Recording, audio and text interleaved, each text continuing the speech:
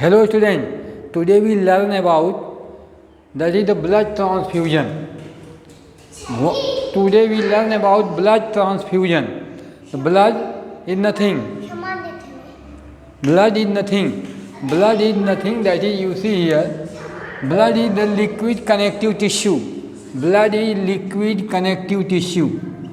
Blood is liquid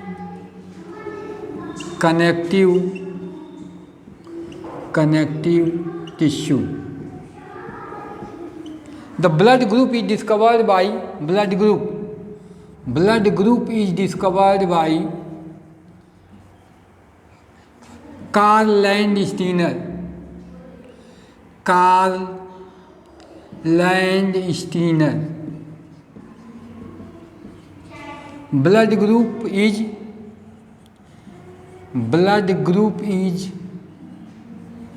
genetic character. Genetic character. Blood transfusion. Blood transfusion is related to donation and receive, that is the donation of the blood. We see here that is these blood are on the basis of this group is, that is 4 types, and you already know there is 2 antigen. Blood contains blood corpuscles. Blood contains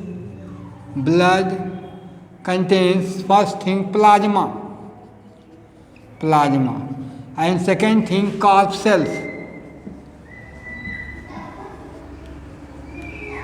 Corpuscles contains RBC, WBC and platelets.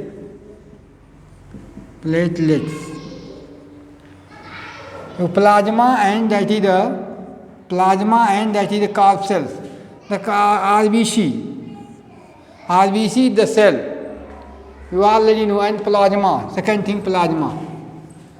RBC contains antigen. RBC has cell membrane. Membrane contains protein. A protein is antigen. Plasma also contains protein called antibody. So we see here in blood transfusion antigen and antibody. Antigen and antibody it is used, both are used in blood transfusion. So all bloods are divided, all blood are divided into 4 groups by Karl Landsteiner on the basis of antigen. You already know the RBC, red blood corpuscles, contains antigen, protein. Antigens, these antigens 2 types. First, antigen A, and second, antigen B.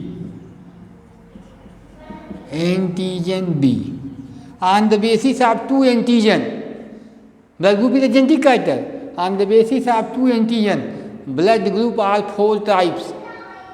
That is the blood which contains antigen A on the RBC. RBC contains, that is cell membrane. Cell membrane have, that is the protein, antigen. The RBC which contains antigen A, blood group A, which contains antigen B, then blood group B. The RBC which contains no antigen, then O. That is the RBC which contains both antigen A and B, then AB. On the basis of antigen and antibody, that is the blood group are 4 types. You see here. RBC,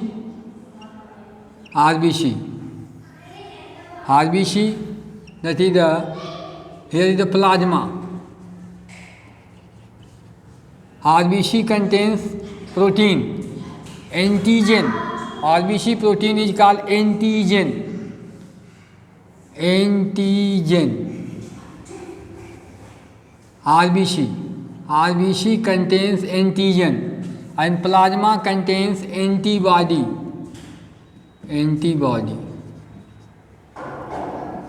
You see here the antigen A, RBC. Then the plasma have anti-A, or you can say B. Antibody is called B. Anti-A or B. The RBC contains antigen B. Then their blood have that is antibody, anti-B or A. If the blood group contains antigen A and B both, then antibody,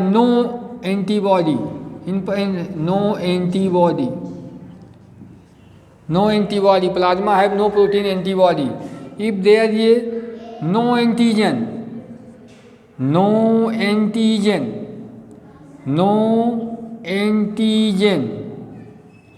then what happened here? Antibody both A and B. Then you see here blood group. If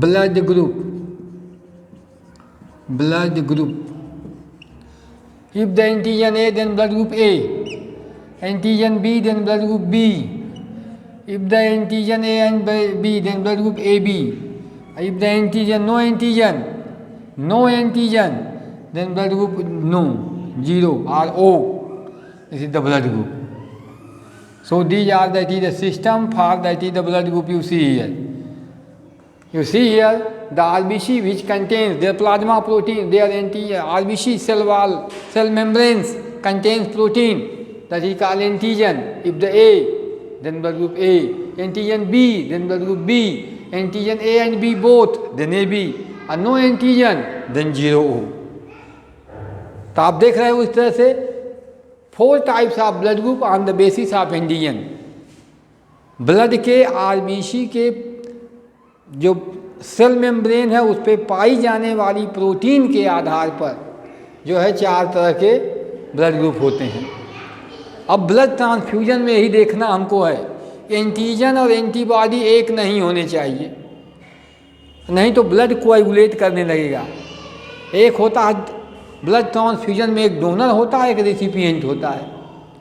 अब हमको matching क्या कराना है, blood group की matching कराते हैं. कैसे देखना हमको, एंटीजन और एंटीबॉडी जब एक होंगे तो कोएगुलेशन होने लगता है ब्लड का, यही हमको मिलाना है. इन पहले ब्लड ग्रुप को जान लें. ये एंटीजन है क्या, प्रोटीन है जो आरबीसी के प्लाज्मा मेम्ब्रेन पर पाई जाती है, जो करती क्या है, और उसी ब्लड में जिसमें हमने देखा है उसमें जो उसके प्लाज्मा में होती है, उसके प्लाज्मा में 2 भाग ना है, RBC corpus and that is the you can say plasma. तो प्लाज्मा में जो उसके प्रोटीन होती है उसको एंटीबॉडी कहते हैं. अब ये एंटीबॉडी क्या है, एंटीबॉडी इसका एंटी ए होता है या उसको आप बी देते हैं, एंटी बी होता है या उसको ए देते हो. नो एंटीबॉडी है तो ए बी में कोई एंटीबॉडी नहीं और ओ में कोई एंटीजन नहीं है. आप देखो ओ में कोई एंटीजन नहीं, इसलिए 0 रखा गया, no antigen 0. Or you can say O. अब देखिए कैसे ब्लड ट्रांसफ्यूजन देखा जाए. तो आप ब्लड जान ली तो ब्लड ट्रांसफ्यूजन देखिए कैसे करेंगे आप. ब्लड ट्रांसफ्यूजन देखिए, आप देखिए यहाँ एक होता है डोनर, एक होता है रेसिपिएंट.